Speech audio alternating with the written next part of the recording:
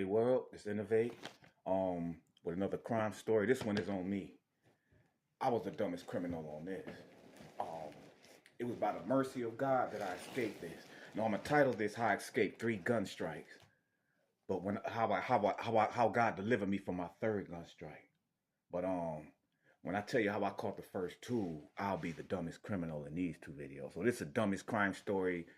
Shh, you know, I'm the star of the motherfucker. But like I tell my stories, bro.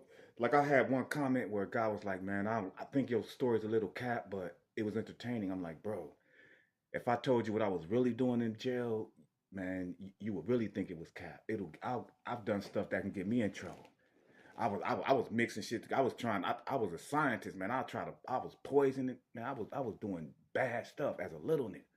But I don't have to talk about. If you notice, when I tell my jail stories, I skip around a lot just to, because everybody tells jail stories. I don't want to be the same other person in that sector. No, he jumps around to where if you really want to engage with him, you're gonna have to really study what he's saying. You just can't listen to my videos when I tell them stories. You can watch my other stories. I tell them more coherently, as some would say, and I go through. But some I skip around a little bit when I tell my testimony. I'll skip around a little. But when I tell them jail stories, bro, I'll be like, bum, bum, bum, bum, bum. I'll be dodging trauma, still trying to tell that shit. It's different ways people deal with pain. It's different ways people express pain. It's different ways people memorize pain, remember their pain. I had a way of just blocking it out. I think I was in there just on the demon mode to where um I would have to really meditate, and like the stuff I tell you, the stuff that I leave out is stuff like, oh, I didn't even think about that long enough. Like I would have to think like what happened. Like I would have to meditate on like what happened. I had an ability when I was in there, man, to just block it out, bro. To just block it out, man. To not do my time doing my time. I don't know if everybody got that ability. I don't know if I'm different, man. But and it's to the point, and it's so real, bro, that when I try to look back at it, I'm like, damn, it don't even seem like I did that time, bro. And only, man, the mirror reminds me, bro. When I look at myself, like you spent 10 years of your life in there, yeah, you do look 10 years younger than you supposed. You always look younger when you in there, man, because you away from the pollution, you away from stuff that people think they got over you, but you come out that joint younger, and with the same thought process. But I mean, man, if they thought that, man, I was bad in my city, bro. I was bad, man. I could have brought people here to prove. I could have brought my little brother, Gerald Teller. But why would I do that if I'm not trying to glorify that? I was the type that'll stop him in his car, and I'll grab my gun out the trunk, and I'll run up the street chasing you through red lights, shooting at you on my foot. And if you're getting away from me, I'll carjack somebody and chase you in somebody else's car. Tell me I'm lying. They wouldn't believe that if I told that story. But I'm going to tell these, because I don't glorify. There's no glory in God in that. There's no way God saved me from that. I just did some demon shit. So I don't tell those stories. I only tell stories where I can point out, like, God saved me, like God did this. I could tell y'all stories, man. Man, people used to call me. Man, there was a girl named Tracy Ellis first. She ended up being a cop. She lived on Frida between Belton and McKenzie in Detroit. Tracy Ellis. She had a sister named Denise. But Tracy, before she became a cop, she was on drugs. She was on crack. And somebody called me and like somebody kidnapped her and had her in the crib on using drugs, and they was plugs. Man, we called them niggas, set up a buy, did what we had to do to them niggas, had them niggas take us back to where she was at, and took her out that damn house. And she changed her life after that. We rescued her. It was me. We had to get his big brother. And we set up some intricate shit to where we rescued this lady. She ended up changing her life and becoming a cop in Detroit. And she's going to be at the end of this story. All my stories tie together. It be God. I don't tell a story unless it's God in it. I could just tell some brutal shit that I did, or some brutal shit that happened to me. I could tell when I was at Trade Winds and niggas rolled by with an AK and shot it about 1,000 damn times. I seen a nigga take the clip and flip it. I'm like, he about to do it again. And I couldn't get away, and they didn't even touch me. I could name the people that was there. It was on Trade Winds in Wyoming. I tore that whole store up. I tore the projects. I could tell you some brutal shit, bro. I could have been done it. But in the beginning at Battle Rap, I was only trying to say stuff that I thought could help people. And it came across as goofy. Telling my prison story. I could tell you stuff I did in prison that was brutal, bro. I could tell you stuff I've seen that was brutal. I've seen the nigga sitting at the table, we playing chess, and I end up covered in blood. How you think I got into that mind like, I'll throw blood on you? Like it's stuff I'm not telling you. Like somebody hit that nigga in the back of his neck with something and blood flew out his fucking mouth and hit the table. Niggas see that in prison all day. Niggas see niggas get ripped. Niggas know what it sound like when you get poked. I don't talk about that dumb shit. They'll be like, he capping. Nah, because it doesn't glorify God. There's no way I can glorify God in that story. All my stories on my channel has a way to where I'm saying, I want you to look in your life and see how God intervened in your life. Word, man. Sometimes you gotta let them know, bro. That's why I'm trying to stay away from them. Like now, I'm gonna let you know who I am. But now they peeking through stuff. Like I know they peeked through the last video I did, the last one. I'm like, they're gonna start sharing it because the last one I had a few. Even when I edited, I was like, damn, I didn't say that right. Like I think I edited the last prison video I did, and I said, man, I was talking about the guy that gave me the shit to Booth, and I was like, he used to smoke with us. I'm sure they would have been like, got him. He said he used to smoke with us. He said he smoked crack. That mean as kids they used to smoke crack. So they only gonna call the story a lie if they can't find the hole. So I say, let me leave that hole. Way smarter than these niggas. Let me leave that hole. And that's what they shared it. Said I'm talking fat. The last one I was like, I'm a over. No, the second one I overcomplicated it. 2,000 views. Only people that knew me from here was looking for stuff wrong. Bro, you talking too fast. I can't understand the sense. Bro, you don't see the format. I'm telling you, doing the story like, yo, I'm teaching you in screenplay format. The first one that got 4,000 views, I didn't make it that intricate. The second one I did, and one of the comments told me it's too intricate. And I said, okay, I'm gonna listen to you. I did the third one, but the third one I left 2 bumps. I left the bump when I said, and I'm gonna get to my story. I'm gonna get to my story. Bro, that's how I talk, bro. That's how I think. I think like a chess player. I think all over the board. But it all comes together, and it all comes together, but you got to watch it to see that. If you watch the beginning and be like, man, hey, then you wasn't, maybe this ain't for you. But this, I'm not going to get that intricate when I tell my life stories. I don't have to get that intricate because it glorifies God to an extreme. But in my prison stories, I get very intricate. Like it's not glorifying God to an extreme, but if they watch it, it's gonna, if they really engage in it, they listen to what I'm saying, it's gonna maybe it'll give someone a hunger to say, yo, let me try screenplay writing. Like, how is he thinking like that? How is he saying something? Because I wrote over 20 screenplays, and only 2 of them I still got today. So I know the screenplay format. I could do it in Microsoft Word, and I can start off with if I did a screenplay format now, I would start off with ENT. I would put the word INT, which means I'm inside.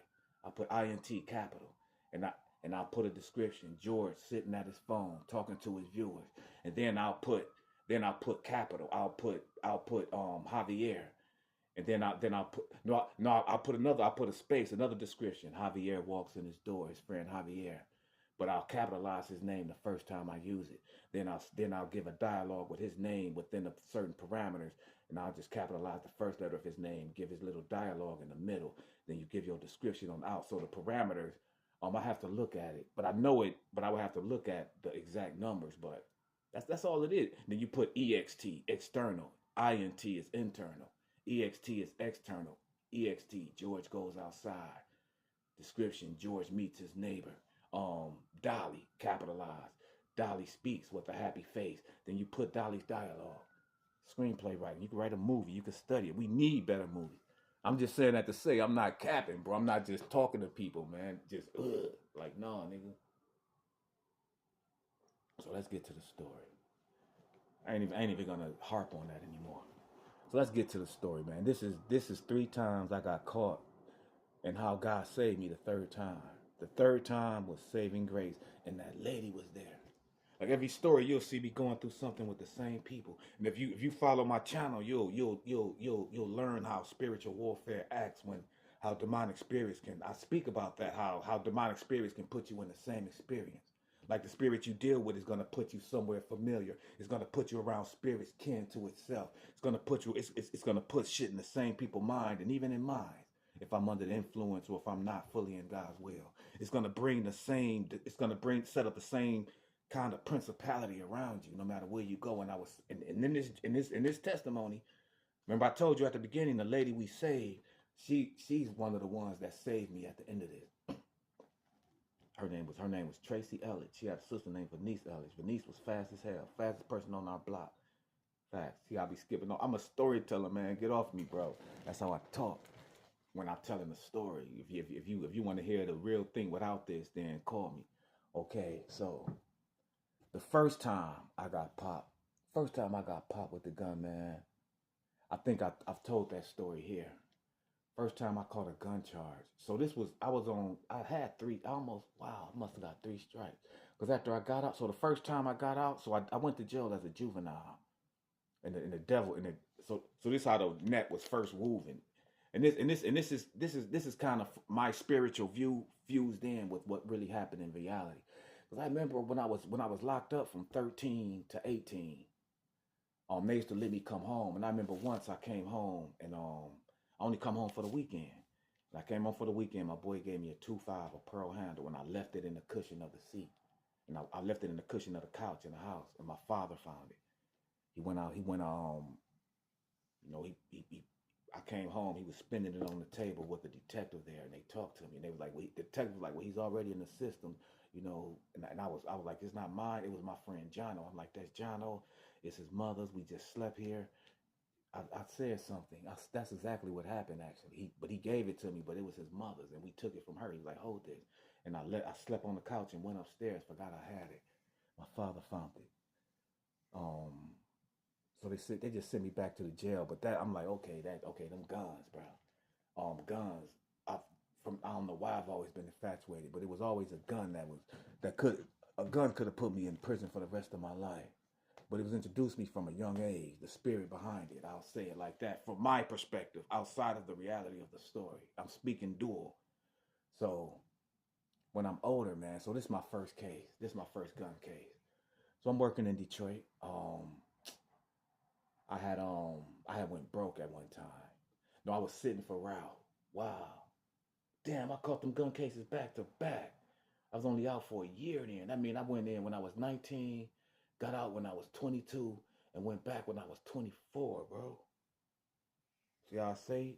The longer I tell my stories, it'll all come to me even better. I mean, I caught them back to back. Because the first case is the story I told you about when I was with a friend. We going out to Southwest Detroit. Remember I told you I was in a house that burnt down? And the house burnt down, and I brought a car, and it burnt down while I was in jail. But the car, we go to Southwest Detroit, and somebody robbed a bus. That's how the devil was on me. So somebody robs it seemed like I go everywhere. That's why I always say like I'm going everywhere but somewhere. You gotta watch. You'll watch my video, you'll be like, okay, he's doing that on purpose. But he's doing that as a form of entertainment. Some people will be like, that shit funny. If 3,000 people watching, 2 people complain, I'm good. But because I go everywhere, but I go somewhere. That's the whole thing I'm doing, bro. If people don't like it, just get used to it. Give me a chance. So give me a chance. That's all I'm saying. So yeah. So man, we go to Southwest Detroit. I have a little tempo that I just brought from the fiend at the last house. I might have to tell that story. We had a house, man, and it's a terrible crack spot that I had. So I used to have to be in the window with a Mossberg, and my boy would have to be in the front window. It was this nigga named Raphael Menace in Detroit that I was sitting for. And the only reason I'm saying names because this ain't no murder shit. And I'm sure you could be showing this on your channel and somebody be like, yo, I know them people. Like, but he's speaking it from a place of sincerity. Like, I'm sure they don't even do this. I know they don't do this anymore. This was, and mind you, this was over 30 years ago, 25 years ago. I'm 50. I'm over 50. I'm 51. So I'm sitting for Ralph. I'm sitting on Dexter. And remember I told you I was in the house and I brought the car. Then the guy came and stole the car. And I took the car from him at gunpoint. And I saw that he was a rock. So I saw I was in trouble. So I'm taking the car to Southwest Detroit. This part of that story when I got caught. This is the first gun case. The second gun case, you'll have to go deeper into my channel to find that story, but it's there. Because I prefaced how both of them happened and then how God let me go on the third one. So I see how I go back and can't nobody tell stories like that. Y'all got to get used to me, cuz. So let me go back to where I was at. I'm just giving you a preface of what I'm telling you about, just like you would see in a movie. A movie just don't tell a movie with one scene. No, you go from scene to scene, but you gotta have the wisdom to go back. If I didn't have the wisdom to go back, then I could see y'all being like, man, why you talking like that? Or if you're not watching it, then I could see you being like, man, why you talking like? But I go back. I don't just skip off a sentence. I go back to the same point I was at. That's the whole point of skipping off the motherfucker, bro. They be like, you doing too much. Like, bro, I'm doing something different. My name is N.O.vate. Jeez. Give me a break. Give me a chance. Now let me go back to where I was at. So I go to the gas station. This is the first case with the gun. I go to the gas station with dude. I get out to pump the gas. I go in and pay for it, but when I come out pumping it, they run from behind the gas station. Soon as you come off the freeway from the west side to hit Southwest Detroit, that gas station right there. And they come out from behind the gas station, put me on the ground, boom, 12 gauges all to my back. I got on this yellow blazer jacket. I had a blue Tempo. I was in the front, and this dude named Chris was in the passengers. Everybody know Chris from Detroit. He got the dude that got the bullet in his jaw. I'll tell that story. He was with me, and somebody tried to shoot me, and he jumped out, and they shot him in the face. I'll tell that. I told that. You gotta go look. But on Chris's, so Chris was in my car. This was before he got shot. I think this is why he defended me, because I didn't tell on him. But this is how the devil was trapping me with these guns, man. And this, I'll tell you something else we did. It was these guns that the devil was like, he infatuated with these guns for some reason. I'm gonna get him. I'm gonna make him infatuated with them. Then I'm gonna lock him up with them. And that's what he does with anything he dangle in front of you. I'm gonna make you infatuated with you. I'm gonna give it to you. Then I'm gonna use it to destroy you. Everything he does like that. He did it with Eve. I'm gonna give you wisdom. I'm gonna tease you. Once you bite the apple, I'm gonna use that awareness is gonna destroy you. See what? Can't nobody do it. Can't nobody tell a story like I tell it. I ain't gonna change just because a few people don't like it either. You gotta watch and be like, yo, he do that consistently though, bro. Like consistently. He go right back to where he was at, which I was at the gas station. I had on the yellow blazer, and Chris was in the front seat, man. And I think they saw him put the gun. They said he don't finish his sentence. I just finished the sentence, bro. I just said something in between it. So, bro, they saw him put the gun under my car. Under my seat. I'm on the ground. So they take me into the police car. They search the car. And they're like, we got the gun. They take him. And they take us to a bus. It's a bus driver. And I guess somebody robbed the bus. Well, somebody robbed the bus. And he was like, is they the one that did it? No, they showed him me. They were like, did he do it? Bro, if that bus driver just would have said, yeah, I would have never gotten out. I would have got life. Robbing a bus driver with a gun and drugs, I would have never got out of jail. But the bus driver was like, he looked at me and he was like, no, that's not him. And so they just took me and Chris to jail. So they got me in jail. I don't even know at this. Do I know they got the gun? Yeah, I know they got the gun at this point because I hear them talking and I'm looking at him. I'm thinking and he looking at first. I'm looking at. I'm like, we ain't saying nothing. We just going to the station. He know I'm smart enough to know like, man, you ain't tell me you had a gun. You put a gun under my seat. And he supposed to be we grew up together. We boys. And I know I got dope in my jacket. We going to the station in Southwest Detroit. He ain't saying nothing. I don't know if they took us out. I think they had us in different cars. I think they took me out the car and took me to the bus. That's what happened. Because I didn't talk to him. I didn't never talk to him until I got out. I remember then when I came out the bus, they took me in the car. I believe they took him in the car. No, I don't think they put us in the same car. I know we were cell to cell next to each other. And we didn't say anything to each other. We were just in a cell. And I was in there knowing, at this point, I know I got a gun. I'm like, bro, I didn't know it was under my seat. I'm like, it was a gun in that car? I'm like, wow. So then they take me into the interrogation room. And that's when they was like, we found the gun under your seat. And that's when I knew. And they was like, we know it ain't yours. They was like, we know it ain't yours. We know it ain't yours. And I didn't know he was an earshot away. They'll do that, bro. Like when you see them online, this is why I can venture off because I see something else I want to say. This how I speak. This how I think when I tell my story. But I'm not gonna venture off. So I told people I'm gonna chill on that. So I told people I'm gonna chill on that. So they telling me like, man, we know it's yours because we saw him put it under your seat. No, they didn't say they saw him put it under my seat, but I know they saw him. We know it ain't yours, but they started beating me. They wanted me to. But what I was gonna say is, man, even online, man, when you see niggas snitching on somebody else, bro, it's mainly because, it's always in a situation to where they make the person, they want the person you snitching on to know they snitching on you, like Woody and Young Thugger, even with Yellow Beezy going, man, when y'all snitching on niggas, y'all don't know y'all snitching. And when I end this, I'm gonna talk about why snitching is hated in Detroit. But when y'all snitching, bro, y'all snitching to the cops that want the people to know you. They want the people they got that bravado that they want the people to know they broke you, like we broke your boy, and because they don't respect you for snitching. Facts. Okay, let's go back to the story. So they just kept saying like, we know it ain't yours. They beat me down until the drugs fell out, and that's when they was like. But once I put it together and I grew up, I was like, oh, it was under my seat. I was like, they must have saw him put it under my seat. That's why they went so hard on me. But they drugged me past him. I was bloody. They had to leave me in the cell for about 2 days before they took me out, before they took me to court.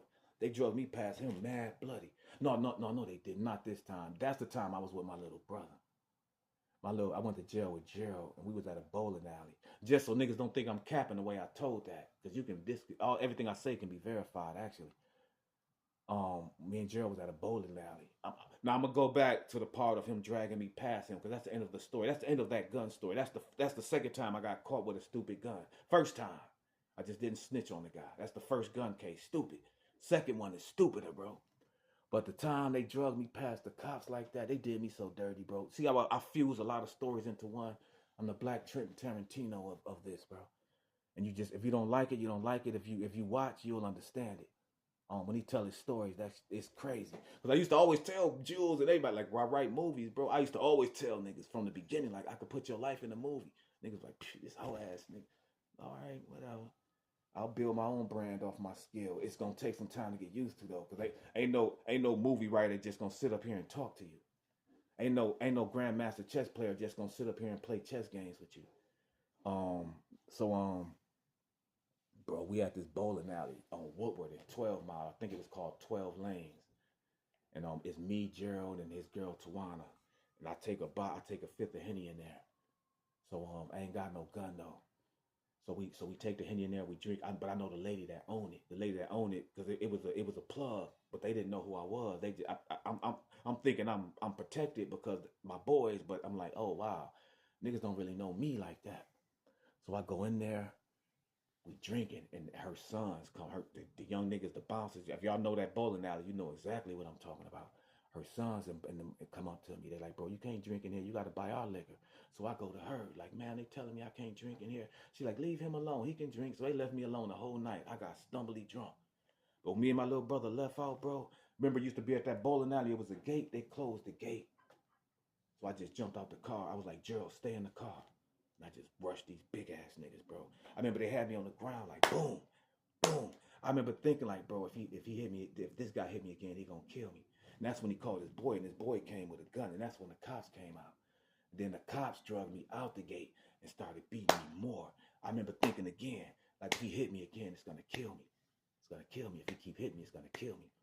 And they drugged me and my little brother in the car, man. I was like elephant, man. I don't mean to say ask my little brother, because I don't want nobody messing with my family. But I was like the elephant, man, bro. They put me in a cell. They didn't let me out for 3 days. Like right before the 72 hours was up. They just let me go home. I had headaches for months. I was calling lawyers trying to sue. I was lumped up. I've never been beaten that bad. I know how it feels to be like, oh, if he hit me again, I'ma die. Like to go outside to feel yourself getting cold. So all right, let's tell the second dumb gun story, bro. And I say that to say that's something that God delivered me from, because that's twice I thought like they about to kill me, and the cops was doing it. Yep, the cops beat me up too. But I told my little brother to stay in the car. Him and his girl stayed in the car, like they're killing him. Now the second gun story was so I got caught and they let me out. I went back to the house. I saw that the house was burnt down. The fiends was like, the car you took last night, they came and they burnt this house down. So by me going to jail overnight saved me from being in that house. So I went, the house was burnt down. So I did something stupid. Me and Ralph got into something. I tried to set up a spot down the street, but this how I got the second gun came. So I said, okay, I found this spot on Oakman. If you on Joy Road and you go to you on Oakman, I mean you turn down Manor and you hit Oakman, you know how that neighborhood just get real pretty. And it's this big house that take the whole block on Oakman. That whole house was my spot. It was an old nigga in a wheelchair from Vietnam that had guns. He had grenades and everything. That's how I took the spot. I took all this stuff. He was an old man. Nobody knew he was like that. That man used to be in a wheelchair, riding the wheelchair around with a grenade. I had a grenade. He was from Vietnam. He was crazy as hell. He was the only person that let me get close to him. Bro, you know that house. If you know Detroit, you know what I'm talking about. Right up Joy Road, when you hit Oakman and you go towards Tireman, and you go towards that cul-de-sac, it's a house. It's like a mansion house that whole house was my spot. When you come in the side, I had the big living room where I did my cutting up and sold my shit. I had another big living room here where everybody set dice. Then there was a back where there was rooms. There was a big room here where I let everybody smoke. So niggas was like, damn, he just fucked up. Because I just fucked the spot up. So Ralph was like, oh, I'm proud of this nigga, bro. He just fucked the spot up. He got his own spot, this big ass crib. So all the dope niggas used to come and just bring me their cars. So then I slowed down selling dope. I'm like, bro, these niggas coming here. I'll just sell dope to the guy in the back. I'll just make sure I kept him and his girls high. I'm like, these right. I'd rather let the dope, the niggas that had money come in and we'll shoot dice. Every now and then, if somebody coming, they'll come get me. But I ain't go back and forth to the door selling fiends. Like I had like the fiends would be in the back, like maybe 10 of them, and you ain't getting in, you ain't getting out. If you leave, you ain't coming. I ain't. But the point, what I'm saying is that I kept all of their cars. Like they'll go and they'll be like, yo, keep this car, give me the keys. I'll be like, park it right there. That house has a big ass garage. I'll keep like 4 cars. Ralph will bring his car. Smiley will bring his car. Ernie will bring a car. John will leave his car. I'll have everybody car in my driveway. But then I started having the fiends leave their car. And I would give the fiends the stuff to go in the back. And I'll be like, all right, I'm gonna drive your car. And there was this one thing. She was like, my nephew name is Mike Elliott.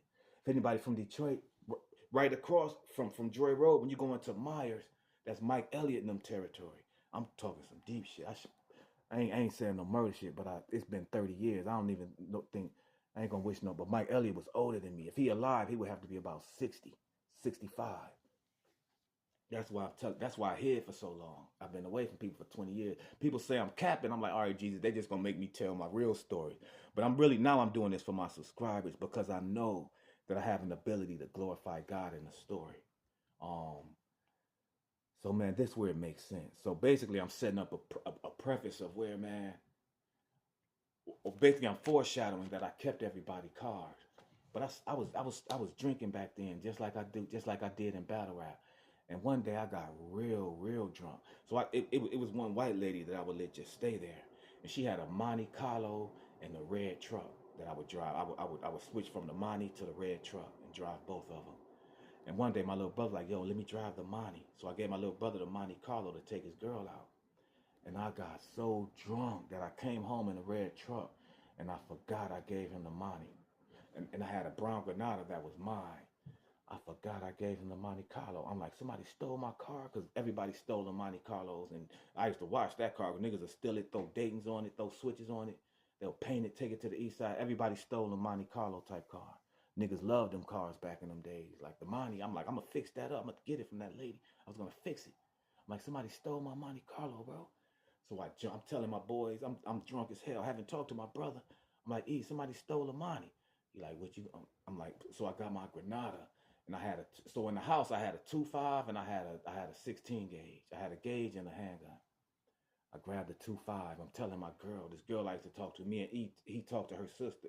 He talked to her older sister. I talked to the one that was a few years younger. They were very known female. You know how it is in the doughboy circles. Females will go from nigga to niggas, but when they came past my dog, when they came across the people I bit, they stuck with us. Like Red went from with Smiley to the big dope. When she came to Jono, she stayed with him. This girl name, I forgot their names. But I liked her little sister. She was beautiful. So I go to her little sister. I can't find a car. My little brother at the movies. I'm driving around the neighborhood. I can't find a car. Wait. Oh, I was about to tell a story about the lady with Mike Elliott. I'll tell that after this. I didn't got caught with a gun, but I almost got killed in that place. That happened before this. But I'm going to stay on the same story because I told people I'm going to stop doing that. That kind of keeps you in the video because you got to watch what I'm going to go back to. But you got to know I'm going to go back to it. So I'm going to stay in my same format. No, I'm not. Right now I'm going to stay in my same format. So I forgot I gave my little brother the car, bro. And I go to my girl house. I park in front of man, I'm so drunk. No, her mother, like me and her mother was into an argument. And she was like, my mother said something, I can't see you right now. I'm like, come. She's like, no, her mother wouldn't let her come.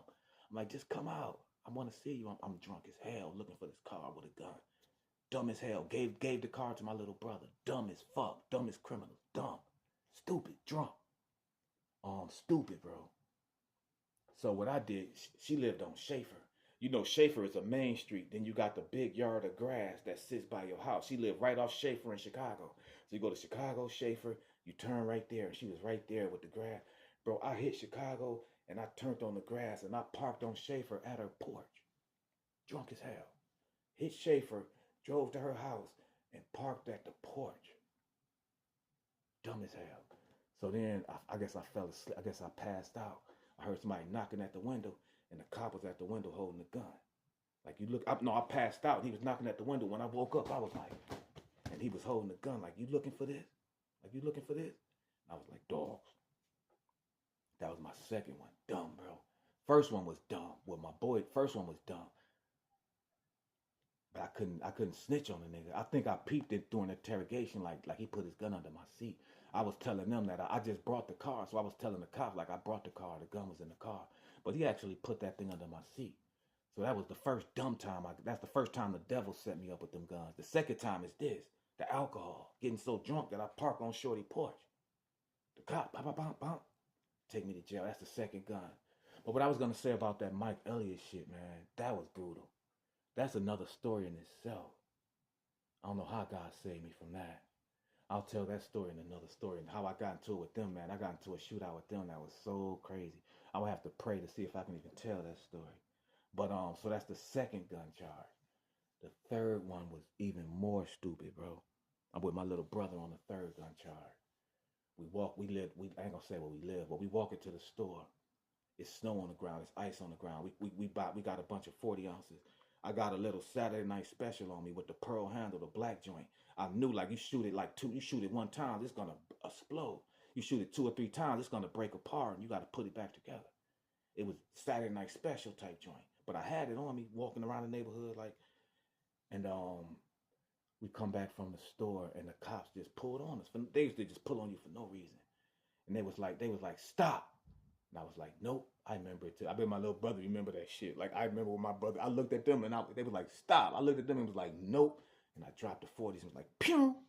So we was about a block away from my house. So I'm thinking, this how dumb I was. Stupid criminal. This was me being the dummy, bro.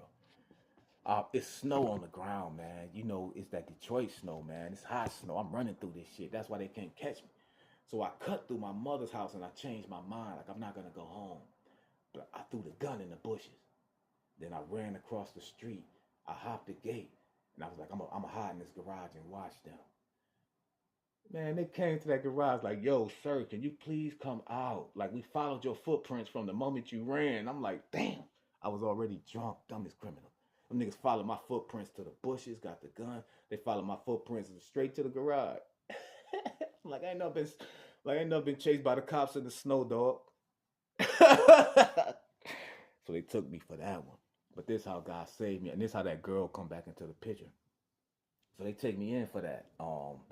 They take my little brother too. I'm telling them before they even put us in I'm begging them like, please, man, I'll plead guilty to everything, bro. I'll plead. It's my gun. I'll take it, but let my little brother go. Like, he didn't even know I had it. That's why I ran. I didn't want him to see it. I played it like my little brother. Like, he's not a street kid. Like, he don't know nothing about this. He goes to school. He was walking me to the store. I had the beers. I had the gun. I was like, just please let him go. I'll plead guilty. They let him go. We in the precinct in Detroit. There you go. Forget the precinct. They let him go. I'm like, sir, can I please call my sister? I call my sister Missy. I'm like, Missy, this my Missy, this my third gun strike. Like, I'm about to go to jail for the rest of my life. But like, Gerald is on his way. I'm like, Jimmy and Gerald got caught with a gun, but he's on his way home. But I'm like, this is my third strike. Like, I'm about to go to jail for the rest of my life. But I'm like, Missy, I don't deserve this. People was trying to hurt me. I ain't know, cause I was letting her know, like, I ain't no criminal. Like, I ain't no person. Like remember me for who I am. Like, I was talking like that to her on the phone. Like, I ain't never killed nobody. I did what I did in the street because I didn't know no better. Man, we crying to each other. I'm talking to my sister and my mother on the phone from jail. Like, this is my third strike. I'm done. Cops just looking at me like, and there's a lady there named Tracy. She like, George. I'm like, Tracy. So I was like, that's when they snatched the phone. I was like, no, she snatched the phone. I was like, Tracy, I'm talking to Missy. And she snatched it. She was shaking the shit. She's like, George.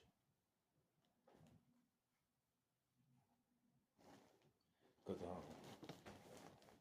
yeah, I'm gonna have to pause this bitch. We grew up with her, bro. She lived right across the street from us on Frida. Tracy Elliott. She became a police. That's the lady I told you that I rescued when we rescued her from people pimping her out. They had her trapped in the crack spot. We ran up in there and took her out. Facts. I did that twice. I did that with a girl named Sharita Mayberry. That was my girl from Detroit. They called me and my little brother. Like, man, they got Sharita in this party. They won't let her go. Boy, ran up in there and took her out. Everybody at gunpoint. 10 people at gunpoint. 2 guns. Don't nobody move. Get out. Make one of them walk with me at gunpoint while I walk out backwards. You stay with me. Keep walking. And I ain't going to tell that story because it doesn't glorify God. But I did that. God forgive me. I ain't killed nobody. Tell me I'm a liar.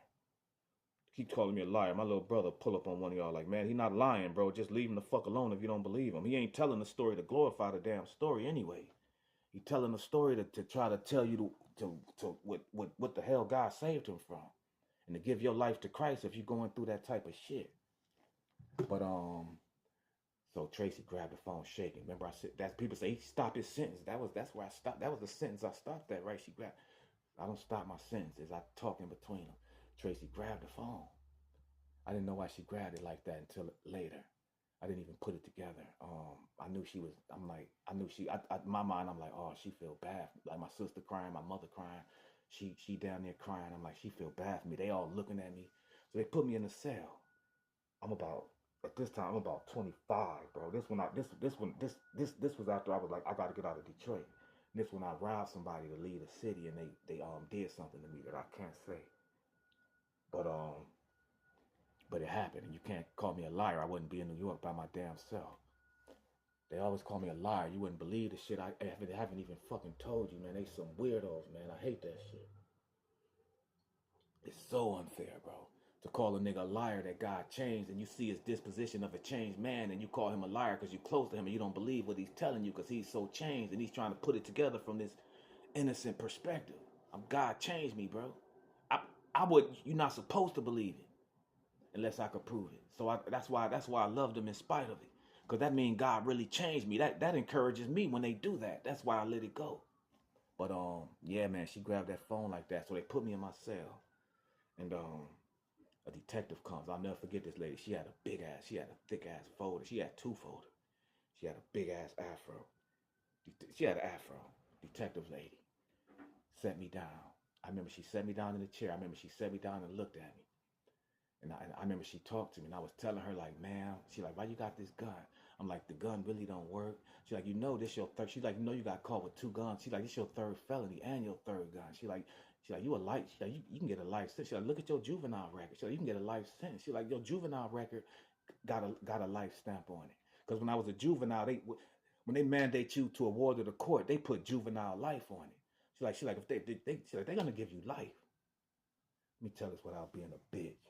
Without crying and shit. Because this is, the only reason I cry, bro, is because this is how good God was to me, bro. And how good people was to me. I'm sure Tracy told her, like, he's not like that. Like, he doesn't deserve life. Like, that's George. Like, that's Aunt Ann's son. They call my mother Aunt Ann. So she like, you about to get life, young man. She like, why you do it? I'm trying to explain to her, like, yo, people be trying to kill me. And I just don't feel safe without it. I can't sleep. I'm telling her my real personal life. Like I can't, like I go through so much. Like I'm talking to her about God. Like I want to give my life to God. Cause I just came from that. Damn. I think I came from the first prison bit where I introduced my life to Christ. You got to watch my story. You got to watch my prison story where I talk about how the guy was smoking weed in my Bible papers. This was this was after everything. This is my 3rd one. So I was very close to God. I'm like, I love God, man. I was very close to God. Because the second bit, I was teaching people about God. I'm like, I just can't. I'm like, I'm scared people are going to hurt me. But I want to get away from here. And she made me promise to leave the city. And I didn't have the money to leave. That's why I did what I did. She's like, if you get caught doing anything else, I'm pulling. But this is what she did. She was like, this shit. She didn't just let me leave the city. I came to New York. I got my security guard license. I got my fire guard. I worked at Trump Towers. I don't have a record, period. You got to be federal to see my record. I met one. I only ran into one cop that stopped me for weed. And they took me to a precinct in Manhattan, and I was like, I never been arrested. And they was able to see the stuff from when they showed me my mug shots from when I was like had psoriasis all over my face and all types of shit. But man, you got to be like that to see my record. But she was like, this your adult record. She's like, this your juvenile record. She's like, I'm gonna put this inside of here. She's like, if you ever come back or if you ever get caught for something, they're going to pull this from here. But right now, I'm going to hide this in here. She said, I want you to walk out. I don't know what she did. I don't know what the hell she did, bro. But she did it. She put my adult record inside of I had a thick juvenile record. The adult record she lifted the juvenile papers and she stuck my adult record inside of it. She said, this will never be found. Back then, she probably believed that. Like, this will never be found unless you come back. Like, you got to leave. She's like, if you come back, I'm in trouble. She said, go out this door. She said, turn left. She said, don't look back. So I went out the door. I turned around, and the door was open. I could see the outside. And I was about to look back, and and a bunch of them said, don't look back. Bunch of cops. I just turned around, and I ran home. My sister was like, how the hell is you home? And I told her, like, they let me go. Fact. I told her the story, like the detective let me go. I started telling everybody, of course. I ain't tell everybody, I ain't even reaction a lot, but I told my little brother, was like, yo, like, bro, they let me go. Like, they let me go. It wasn't until I was older that I realized that God saved me. It wasn't until I was older. And when I look at the stuff I did on the streets, like when I was on the streets, man, some niggas used to we had a word called slut rock. Like every time you got a certain amount of money, you'll go to jail or you'll lose it. Like you was bad luck. They used to call me that. But then when niggas try to kill us, I would be the one to always get away miraculously. So was I bad luck or was God saving me from that street life? Was God protecting me and hedging me in until I came to a point to where I was able to recognize him and see what he's been doing for me all along, man. That's what I'm going to end it, bro. Peace.